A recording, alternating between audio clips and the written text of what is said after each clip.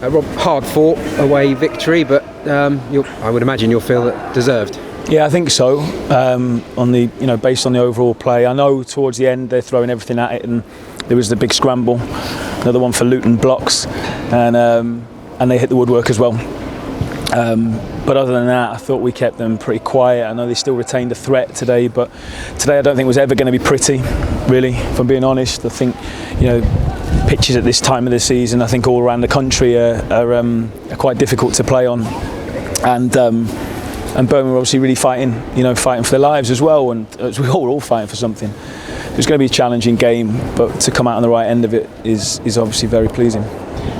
It was 3 without a win. Obviously, it was 2 points in that. It was the likes of Coventry and Burnley, so it was hardly a slump. But having said that, once it becomes 4 games, maybe the players start to think about it a bit more. So it's important just to end that little run. Yeah, possibly. I mean, I wasn't concerned because I think everyone will agree the performances were of a really high level. I think Coventry, Preston and Burnley, we played really well in all 3 of those games. So I wasn't concerned from a performance point of view. But of course, we all want 3 points. We all want to win. It makes us feel a lot better on a Saturday evening, and we can sleep a little easier. And we know how important the points are in every single game now going forward. So today we had to grind it out a little bit, but I thought we showed some really good moments at key times. Obviously the goal, great cross, great textbook header into the ground, gave the goalkeeper no chance. Brilliant goal. I think we could have scored in the build-up just before that. They cleared it back out, come back out to Alfie. It was a great cross and header, like you say, from Carlton. But there was a good bit of play before that where we got in behind them and a little cut back, and were unlucky not to finish that move off. Like I said, we did that at times and looked a real threat. I thought on the counter-attack, particularly in the first half, we looked a real threat as well. But it was a great goal. On Carlton, Morris obviously had to go off injured. First of all, it looked like quite a high challenge, and second of all, was it his shoulder he actually hurt? Yeah, he's hurt his shoulder. We don't know what the extent of that is yet. He's going to have to get an X-ray. I do think the challenge was a poor one, and I know it happened quickly, so it's difficult for the ref sometimes, but it wasn't a yellow card, so that's disappointing, because we could lose him now, and we know how important he is for us. But what that does is give other people opportunity. I thought Corley Woodrow was excellent when he came on, really, really good, and we know he's a top player.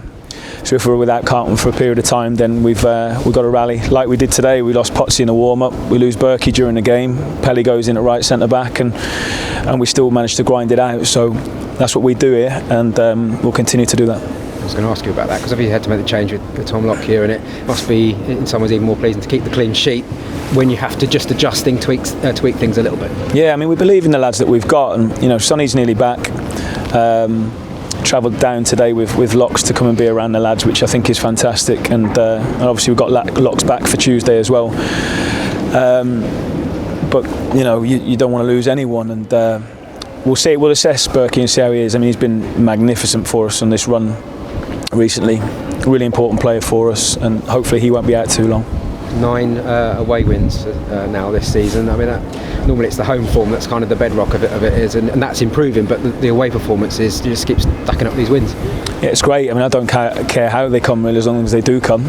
But of course we want to try and make Kenilworth Road a fortress, which it is a difficult place to come, and we know, and we've spoken about that before. But yeah, our away form is equally as good. We don't give much away. We're hard to break down, and like I said, we retain that threat as well, much like the team we're going to play against on Tuesday.